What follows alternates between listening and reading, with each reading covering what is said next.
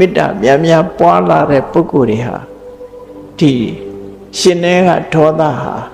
ဘဝနဲ့ချီပြီးတော့ပျောက်ကင်းနေတတ်တယ်ရှင်နေမှာဒေါသမပေါ်ပြီးသဘောကောင်းတဲ့ပုဂ္ဂိုလ်မျိုးတွေဖြစ်တယ်အဲ့ဒါနဲ့ပတ်သက်ပြီးတော့သူ့ရဲ့ဘဝအတွေ့အကြုံကိုပြောပြတဲ့အခါမှာအရကောဟုတ်တော်ဝမေတ္တာစိတ်တံတတ္တဝတ္တာနိဘာဝယေတတ္တကပ္ပိပြမနောပြမလောကေတတ္တမအကောဒနောဟာသူဟာဘယ်တော့မှစိတ်မဆိုးဘူးတဲ့ဘာကြောင့်စိတ်မဆိုးဘူးတာတုံးဆိုအတိတ်ဘဝတုန်းကအရကဆိုတဲ့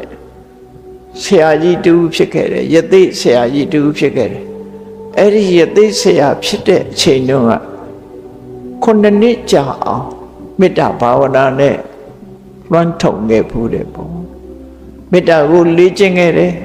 9 နှစ်လေ့ကျင့်ထားတဲ့မေတ္တာဆံရဲ့စွမ်းကြောင့်သူဟာဒီဘဝမှာဒီရှည်လျားတဲ့ကဘာပေါင်း9 ကဘာထိအောင်ပြမပြေမှာစိတ်လုံးဝမဆိုးဘူးတဲ့ပုဂ္ဂိုလ်အနေနဲ့ဖြစ်ခဲ့ဘူးတဲ့နော်ကဘာနဲ့ခြေပြီးတော့စိတ်မဆိုးဘူးတဲ့ပုဂ္ဂိုလ်ဖြစ်ဖို့ဆိုလွယ်တာမဟုတ်လေပြမပြေရောက်သွားတဲ့အခါမှာပြမလောကမှာနေတဲ့အခါမေတ္တာကရုဏာမုဒိတာဥပေက္ခဆိုတဲ့ပြမစိုးတရားနဲ့နေတဲ့ပြမတွေမှာစိတ်ဆိုးတယ်ဆိုတာတစ်ခါမှမရှိဘူးအဲ့တော့လောကမှာစိတ်ဆိုးခြင်းတောင်မေ့သွားတော့တဲ့အနေအထားမျိုးရှိတာစိတ်ဆိုးတယ်ဆိုတာဘယ်လိုဖြစ်တာကိုစိတ်ဆိုးတယ်လို့ခေါ်ရမှာတော့ဒေါသဆိုတာဘယ်လိုဟာတော့လို့မေးယူရလောက်သူ့ရဲ့ရင်ထဲမှာ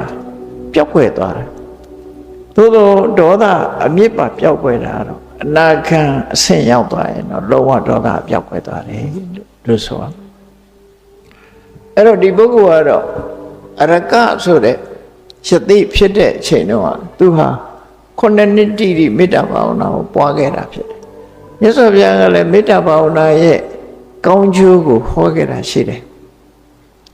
မေတ္တာဘာဝနာပွားတာဟာတဲ့ဒီအဗ္ဗဓမ္မ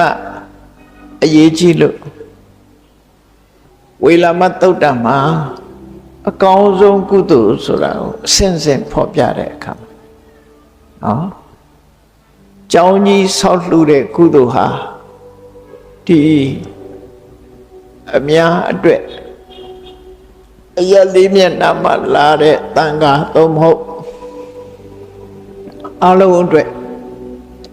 နားခိုဖို့ဆောက်ဦးတကူဆောက်လှူတယ်ဒါနထဲမှာတော့ပစ္စည်းလှူတဲ့ဒါနထဲမှာတော့အကောင်းဆုံးပဲဒါဖြင့်ဒီတဲ့ကောင်းတဲ့ကုသိုလ်ရှိလားဆိုရှိသေးတယ်ဒီတဲ့ကောင်းတဲ့ကုသိုလ်ကကိုယ်ဘဝကိုဖရာတရားတန်ခါယရဏသုံးပါးကိုအနှံတဲ့တရဏဂုံကုသိုလ်ဟာကျောင်းဆောက်လှူတဲ့ကုသိုလ်တွေမြတ်တယ်လို့ဆိုဟောတယ်ဒါဖြင့်အဲ့ဒီတဲ့မြတ်တဲ့ကုသိုလ်ရှိသေးလားရှိသေးတယ်5 ပါးသီလထပ်ပိုးပြီးတော့စောင့်လိုက်လို့ရှိရင်တရဏဂုံသာဆောက်တည်တဲ့ကုသိုလ်တဲ့5 ပါးသီလပါလိုက်မယ်ဆိုပိုမြတ်ပါတယ်ဒါဖြင့်အဲ့ဒီတဲ့မြတ်တဲ့ကုသိုလ်ရှိသေးလားလို့ဆိုရှိသေးတယ်ဘယ်ကုသိုလ်တုံးဆိုနန္တာလေးတရှူလောက်အချိန်ပိုင်းလေးပဲဖြစ်စေမေတ္တာဘာဝနာပွားပါနန္တာတရှူဆိုတာမြမပြေကလူတွေသဘောပေါက်ပါတယ်တဏခါသွေးကြောက်ပြင်းပေါ်မှာတဏခါလေးသွေးပြီးတော့လက်ကလေးနဲ့ယူပြီးနှာဝတိပြီးတော့ရှူလိုက်တဲ့အချိန်ပိုင်းနန္တာတရှူလို့ခေါ်တယ်နော်အဲ့ဒီအချိန်ပိုင်းလေးပဲဖြစ်စေကိုယ့်ရင်ထဲမှာဒေါသပျောက်သွားအောင်မေတ္တာပွားလိုက်မယ်ဆိုရင်အဲ့ဒီကုသိုလ်ဟာခုနပြောတဲ့ကုသိုလ်တွေလည်းမြတ်တယ်။ဘာကြောင့်မြတ်တာတော့လို့ဆို